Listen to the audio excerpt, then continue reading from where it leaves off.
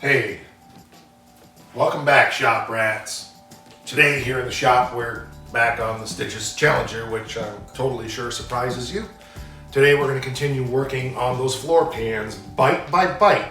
We're going to be working our way forward on this car, hand building floor pans in small sections to finish the floors in this car and get it ready to take to the next steps of, well, just doing lots of stuff to the car. Now, remember that the stuff we do here is not necessarily the right way, it's my way. I say that a lot. And also remember that the things you learn here, you can take and apply directly to the project that you're working on. So let's just watch the show intro. I'll see you in about 30 seconds. I'm Mike, and this is My Car Shop. Working out of a 100-year-old refurbished barn, bringing 35 years of experience to projects considered beyond repair. Vision, creativity, and problem solving are essential tools in this place. Watch as we transform junk into polished metal miracles. This is My Car's Shop. I don't usually have a detailed plan on what I'm going to do. I have a general idea, and I have to just kind of figure it out as I go. I enjoy the challenge of the Challenger project. From the beginning, it's been a project that I chose to do a different way than maybe most people would do it, and I don't care. I really seriously considered buying all the panels for this car, but I decided instead that I wanted to take a different approach, and that was before I was even really going to do the channel. I decided that I wanted to just see how much of this car I could actually fabricate by hand. You see, I don't need to prove anything to anybody, but what I want to do is prove something to myself. Can I do it? If every project I do isn't stretching my abilities, then what's the point? That's why I do what I do. Hopefully you can learn something from this, as I've said so many times, even if it's to learn, that guy's crazy and I would never do it that way. Hey, that's a win because you learned. Now, we could just keep talking or we could get to work. So how about we just shut up and get to work? Today's episode is definitely going to be a little bit more lather, rinse, and repeat on what we did here because we want to go ahead and do this chunk over here as well, which is pretty much the same thing, only a little bit bigger. I also think I want to take a little time and clean up some of the center hump and just make sure that we don't have any weak areas there. Structurally, remember that the integrity of the car comes from the rocker panels, of course the subframe connectors, and the center tunnel on the car. That's what gives its rigidity, and all of that except for the tunnel right here is good. All right, as is usual, I have a bunch of burnt ends here on my sheet metal, so I have to kind of regroup a little bit and square out, but I've measured my 13.5 by 18. I need to double check my dimensions because I've had about 6 phone calls and interruptions this morning. But I've got this measured out now, and we'll double check that, and then we'll go ahead and start doing our layout. We'll get this cut out, start doing our layout for rolling in the beads and exactly how we're going to form this small piece of floor pan that goes, this is the footwell on the driver's side, on the inside of the subframe connector. Okay, so we got our piece cut out, and one of the first things I want to make sure of, because it ask me how I know I've done this before, and again, it doesn't matter on a car like Stitches, but it's just one of those things that means something to me. I want to make sure that I mark, which is front and back, and mark the angle that I want to bead roll those rolls in the floor pan so that it's the same as the one on the other side of the subframe connector. So I'm going to do that right now, and just a couple things here also. You can see why I didn't bother buying that rear seat pan, because I'd had to cut it up anyway for the way I did the subframe connectors. And a lot of guys might not like the way I do the subframe connectors, and I don't care. I'm not here to make anybody else happy but myself, and I just share what I do.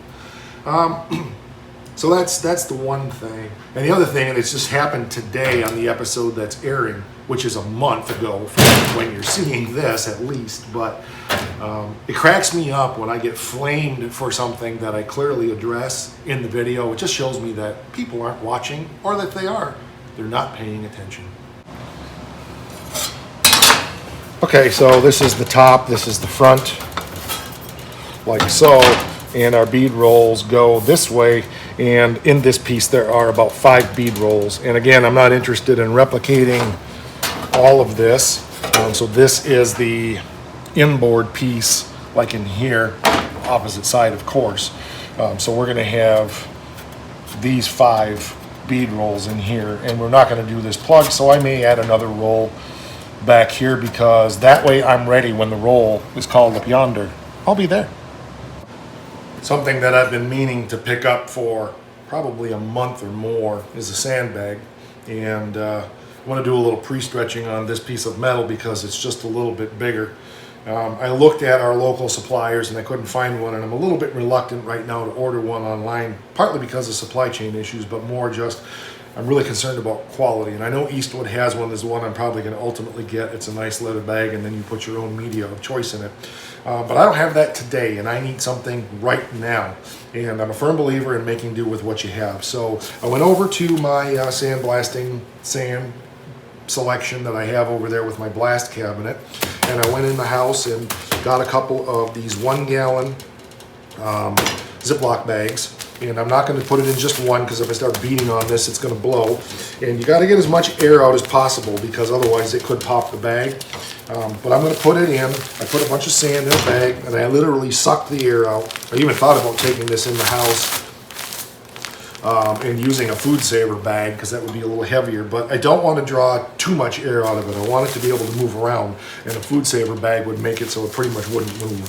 Anyway, I got these Ziploc bags, and I'm going to go ahead and put it in 2 Ziploc bags. But even still, this isn't probably going to be enough. And you'll notice that I'm not putting it in the same way. I'm inverting it end to end.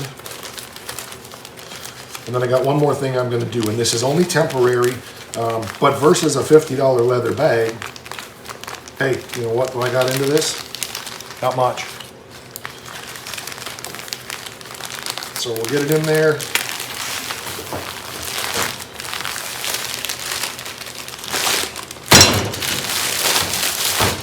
Get it kind of manipulated around and round.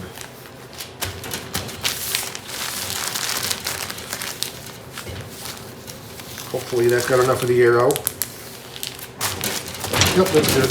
Okay, and then that probably would work just like that, but I'm going to take it to one more level here. There we go. It's a little bit stiffer than I would prefer, but the whole point is to do the job and keep the media in there, and quite frankly, the more I use it, the better it's going to get. I'll pick up a leather bag sometime and get that done, but today I don't have one and I need it. So the next thing I want to do now is just set that aside, and I want to get my layout on the 5 beads that need to be in here. So we'll get that done, and then we'll do a little bit of pre-stretching on this with the sandbag and the hammer, and then we'll go from there. Okay, so we got our layout done. We may put another bead in here because this is where that hole is, but I don't know, we'll figure that out. Again, these holes in these panels are for assembly. They're for assembly jigs. So I don't bother putting them back in because nothing is close anyway. So I'm just going to take my panel beater here and just go along on my sandbag and just not really peen the metal in, but just kind of stretch it just a little teeny bit.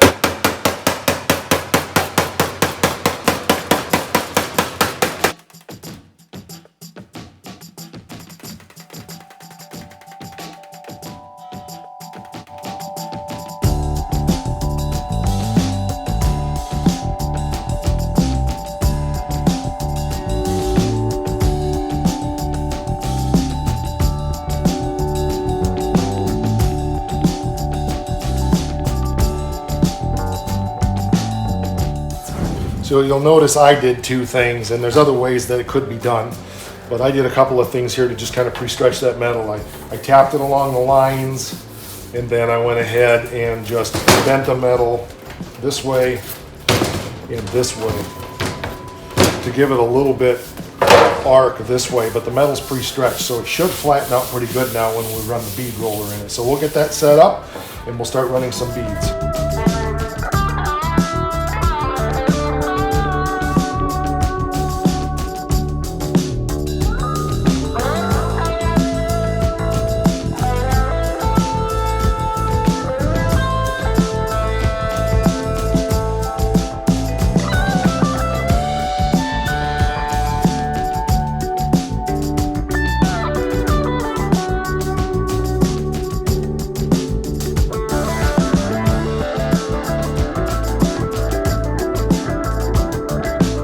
All right, it's turning out pretty good. I got a feeling I maybe, when I stretched that the other day after dollying it, I might have done it backwards. Hadn't thought about it. It's no big deal. We get it all straightened up. It's got a little crown to it. That's what making me think that I should have bent that the other way. So next panel, I'll play with that.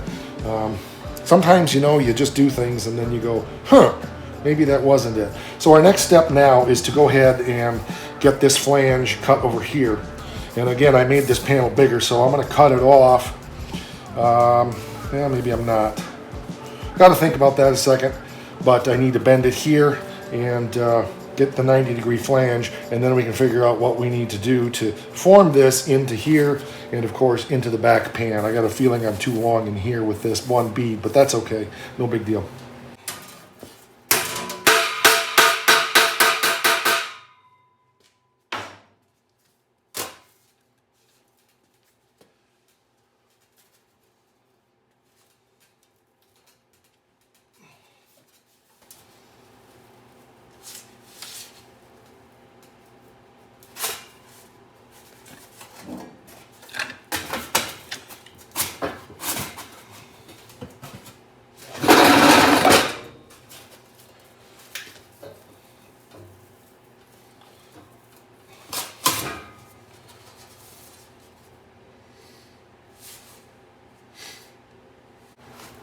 Okay, we're looking good. I do have a patch that I need to make right back in here, so we'll take care of that.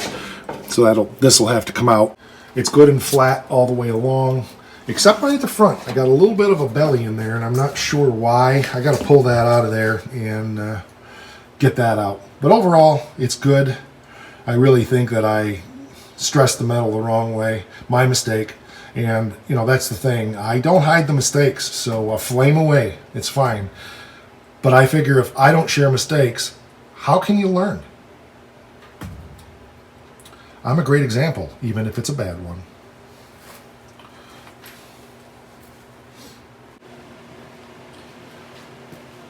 Okay, so I made this extra long, and that's where part of this buckling is coming from because of in here. I'm going to go ahead and cut this off, and then we'll go ahead and just run the shrinker right in here to just shrink that down a little bit and take some of that out of there. Needs a little bit back here too, but again, it's a floor pan, and I'm not that worried about it. It'll straighten out just fine. I'm not going to take the time to go through and try to metal stretch this and shrink it. Yeah, not worth it. Not in my opinion for what it is. It's a friggin' floor pan. So on that outside line there, that gives us the overlap for the front piece of floor that we're gonna do next.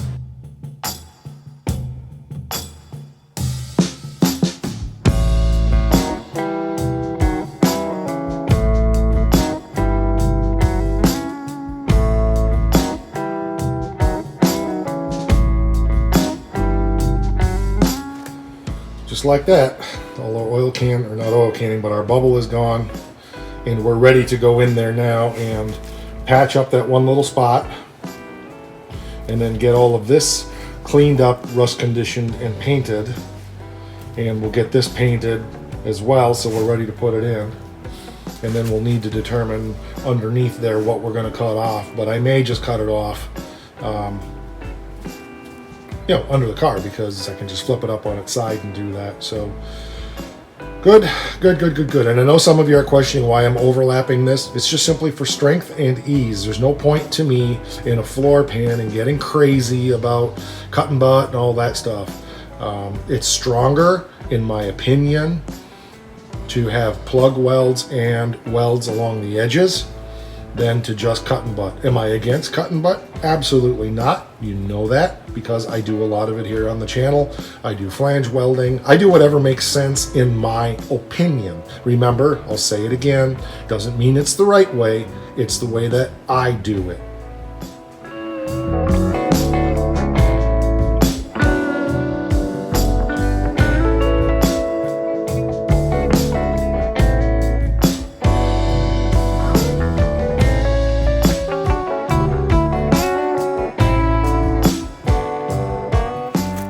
This is why we say one bite at a time. So if you look, we've got some thin spots there. I knew the metal was a little thin, but after I've wire wheeled it down, it needs to be replaced. So I cut out a piece that's going to go in there to replace that. And that's the way I do this, in just one bite at a time, work my way forward. I don't worry about what's coming ahead. I just deal with each piece as we go along and make sure that it's structurally good and just make the pieces to fit. So what I'm going to do here is up at the front of it, I'm going to cut it from the front piece of floor pan that's there, and then I will be able to just lap weld that over onto that front piece, because this piece here is real good and solid. And we'll probably do a cut and butt on this piece, and then since it is good new metal on the floor pan and here, we'll probably go ahead and do a cut and butt from the floor pan into that. So I just said I wasn't going to do cut and butt, but then I changed my mind, because that's how I roll. I figure it out as I go, and that's what I enjoy. All right, we got that kind of trimmed around, and I've got my piece kind of made to go in there. So got to do a little more work there, but we're getting close to being able to start melting the metal and putting that in. Yeah, decisions to make. I'm not sure yet how I'm going to handle back in here as far as cut and butt or cut it out. I'm not sure, but I think I will go ahead and do cut and butt across the top. The metal up there is really good and strong, so I'm not concerned about having a flange in that area, which would funny, because that would make the most sense to have a flange, because it's up in the tunnel where you can't see it, but I don't care what it looks like from underneath. So it's stitches. Remember, we expect to see stitches on stitches.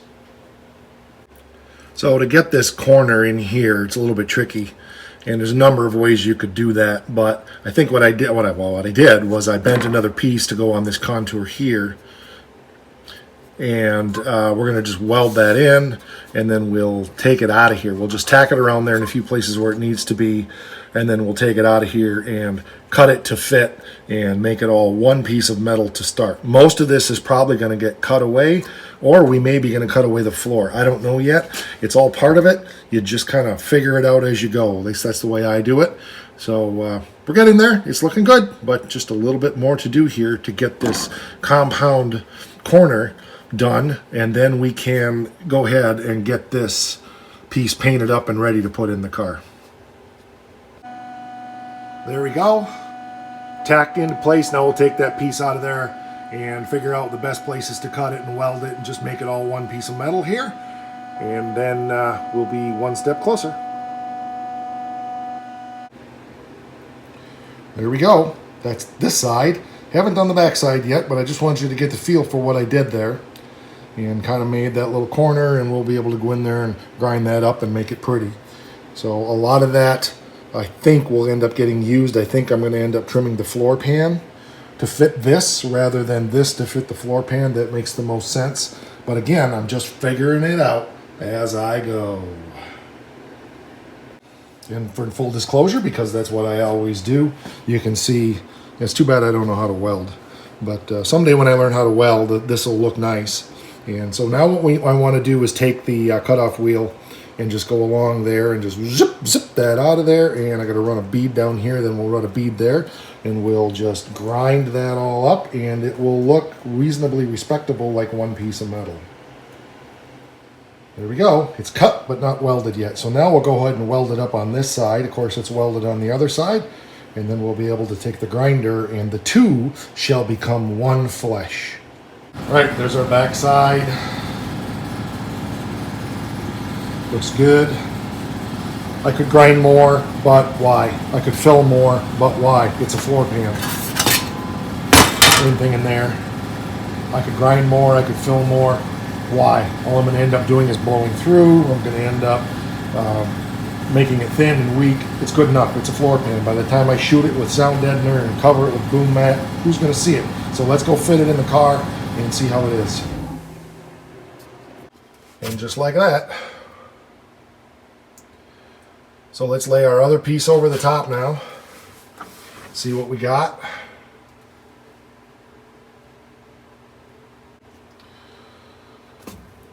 All right, so we got a job of work to do, obviously, doing some more trimming, but I think the next step now is to go ahead and figure out where we're going to join these two handmade pieces together.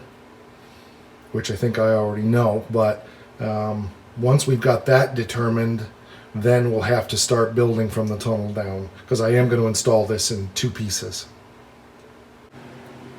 So I just did a quick shoot underneath with some paint just to see where we're at. What I am going to do to get this more accurate is I'm going to go ahead and paint it all, but I was just curious to see how much we were going to need to cut off to take this and marry it to that. So what I'm going to do is paint it all on the box side, go get some lunch. The box side, not the Brahms side, not the Beethoven side, but the box side, because I'll be Bach, you be Brahms. Anyway, paint it all on the back side, get it clecoed back in, and then scribe it so I know exactly where to cut it, because I will, I think I'm going to go ahead and flange this. I think that makes the most sense for what I'm doing here. So I'll do cut and butt on the tunnel, but I think I'm going to flange just for that added little bit of extra strength. I could do cut and butt on this. I may change my mind. I don't know. I'll make it up as I go, right? So, but once I know exactly where my scribe lines are, I'll give myself, you know, like a 1/2 inch of overlap, and that'll make this fit right down in there just that much better.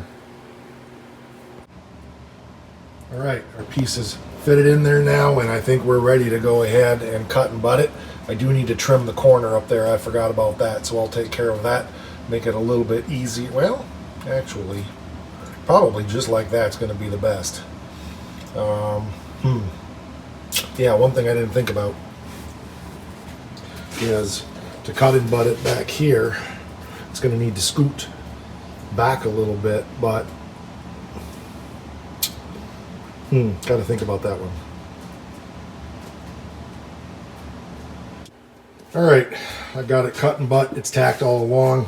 I'm going to go underneath and peel the piece off. I drilled the hole for the seat belt before I got too carried away there, so before I cut that back piece off, I did that. I got to get all the junk out of here. We'll flip this thing up on its side and peel off the piece from the back, and it's looking pretty good. So we're ready to, I'm not going to finish this yet.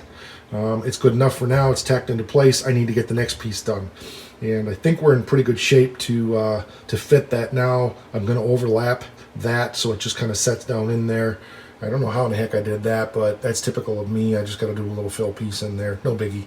But I'm not going to grind all this down and everything yet. We are going to get the floor pan piece that we started out to do, because this has been like a big segue from what the plan was today. I thought that piece was a little more solid, but that's what we do.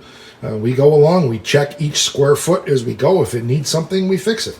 And we started at the very back of the car, and we're working our way forward 1 foot at a time, eating stitches 1 bite at a time.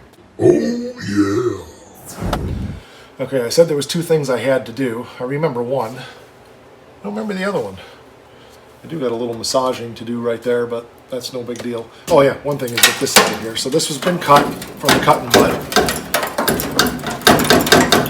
I need to remember to take this stuff off after I do the cutting before I do the welding. It comes, it's fine. There we go. So that's the piece that we cut now. We got a nice butt weld in there, and we're looking good. Oh, I know what it was. I need to scribe. I need to describe, and I need to tuk a little bit right there. So let me get my tucker so we can duck it. Got a duck.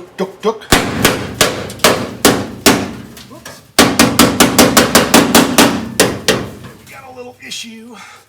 Give me a tissue. We have an issue. Oh, that's from before. That's why. Okay, we'll fix that. Just need to take a cut right there. This is from when I did the that piece of floor pan, and it's attached here. I just gotta zip and then boom, and then we can mark that. So I got a little carried away there. All good. No biggie. So let's get our scriber. It's kind of cool to go along and see all the new shiny metal, or the new black metal. Obviously, we got a lot of finish work to do yet, but it's progress for sure. We are going to, you're going to see some big changes coming here in the next few weeks now. Just getting some of this stuff cleaned up, but I want to get these floor pans done here, and then we'll go back and finish up the rest of all of that back there and get it cleaned up. I'm going to leave the trunk floor for last. I don't know if we'll do it while it's still on the rotisserie, or if we will do it after it's off the rotisserie. I don't know. Doesn't matter. But it's cool for me to see all of the handiwork, and yeah, I see a lot of details that need to be dealt with, but that's just a matter of gritting my teeth and taking a day and making myself go through and do a lot of finish welding and grinding that needs to be done on all of this. And I will, always do, just like to get big picture stuff done first before I go back and do all those little details. Although it is a pain. I understand why Tony over at Fitzy Fabrications always says, finish it all while you're there and then move on. But I like to do things 80% and then struggle with the details. All right, I got my line scribed here, which, yeah, I think it's that one right there. Kind of walked about on me a little bit. I got this line scribed here. So now I can go ahead and I'm going to do an overlap of a 1/2 inch just so I can plug weld this. We'll cut this off around there and we'll be ready to attach this to the car. Woohoo! All right, I'm really happy with that. So now we got to pull it out, do a bunch of plug weld holes around and round and round over there, and then up here, and then of course on this edge here. Eventually we'll solid weld it, but for right now I just want to get it tacked in place because I'm running out of time for today. If only this was my full-time job.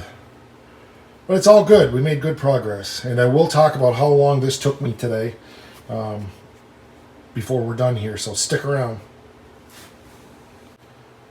Must be tired. Grabbed a can of glossy enamel instead of the satin black that I normally use, so after that dries we'll have to take care of that. But no big deal.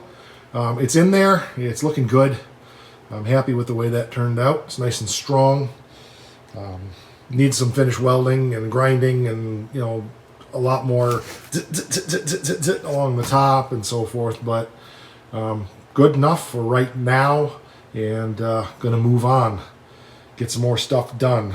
Not today though, I'm exhausted, so gotta make a parts run and get some more materials. I'm out of primer, I'm out of black, I'm out of energy, and a few other things that I need, so it's all good. But I'm happy. Can't complain about that. Well, somebody might, but I'm not. So, you know, with that subframe connector in there, that's a good way to go in my opinion on getting that fixed up. So we will take another step forward here soon, and I want to work on next getting this piece done here. So let's go over to the other side and talk about what the challenges of that are going to be. So those are our challenges right there, is we have to duplicate these pieces here. Well, we don't have to, but it helps. Well, we kind of have to because that's where the seat mount is, right there and right there. So we kind of got to kind of get it like that. Fortunately, I've had some ideas on how I've been going to do this, and fortunately, I don't know, a year ago, 6 months ago, last week, I don't remember, Fitzy did a truck bed that gave me an idea on how I can do this just with the sheet metal brake. But the question is going to be, is my sheet metal brake going to be capable of doing it? So I don't know, but we're going to find out. So we're going to have to cut a profile piece out of here in order to do this, and that'll be fun. I'm not sure on this side if I'm going to just patch it up, probably, or if I'm going to replace it all, probably not. But that's not what we're working on right now, so don't care. This side, I have a replacement piece, so it's going to go faster. I'm just going to use the piece that I have that you've seen me using as a template and put that in here. And duplicate somewhat what we've done over there, because it's not about making things picture perfect. It's about getting the job done, making it strong, making it safe. If it looks good in the process, so much better, but underneath sound deadener and boom mat and carpeting, I don't really think anybody's going to see it, so don't really care to make it a showpiece. Context is everything here. You know, this is not a restoration. It's not really even a preservation. It's a pseudo restoration, I suppose. But That's the context of stitches. But y'all know that, so I'm just preaching to the choir. One small step for stitches, one giant step for something. I don't know. It's progress. I am beat. But how much time did I have in that? So I had a lot of interruptions today with phone calls, business phone calls. And that's fine. I took a half hour up for lunch, and then with videoing, there's some lost time there. I started around 10 o'clock this morning. It is around 5 o'clock this afternoon, so hours of the day is obviously, 7? If I can do math, but I'm not sure I can. How much time did I have actually working on that all told? I'll be generous and say 5. Probably not. But here's the thing. I like doing it. So I don't care if that took 10 hours, because no matter how long it takes, once that piece is done, it's done. Now I know it's all done, but I do have to go back and finish it up. You've seen me do that before. I did that on the rear end of the car with the frame rails and had to finally take a time for an afternoon and go back and just do a lot of welding. And there'll be some of that on the floor pans also too, but my goal is to get a floor pan in there so that you're no longer looking at the ground. And then we gotta go underneath that and get it all cleaned up and blend it in and make it look pretty. And not really, don't care, but we do have to make it look a little better than it does, and of course get it all cleaned up. So there's a lot to do, but it's a great way to burn a day and relieve some stress and have some fun and create something yourself. There's no greater sense of satisfaction, in my opinion, than making something with your bare hands out of a piece of 4x8 sheet metal. And that's why I do what I do. I can do buying parts and putting stuff in. I've done this big dollar cars and all. I've done it all. This is what I like to do, and decided this would be a great car to showcase some of that stuff in a car that most people wouldn't have even touched anyway. So, but y'all know that. I'm just preaching to the choir. All right, that's going to do it for this episode. So we're over on the Face thing. Instagram loves us / my car shop. And one more thing. Rock!